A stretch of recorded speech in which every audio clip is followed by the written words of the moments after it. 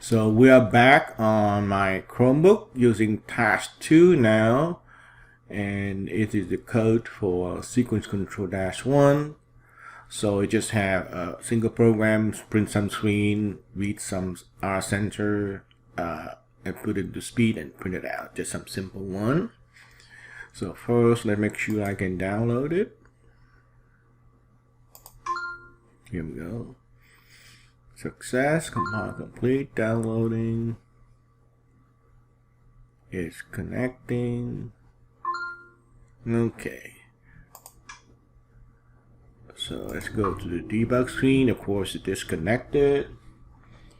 And because this is the CM150, so I have to turn the code back on again. Let's see if I can catch it. Turn off. Turn it back on. Let's try if I can catch it. It's showing something is connected, but can we find it again? Put it back up. It shows some tasks, but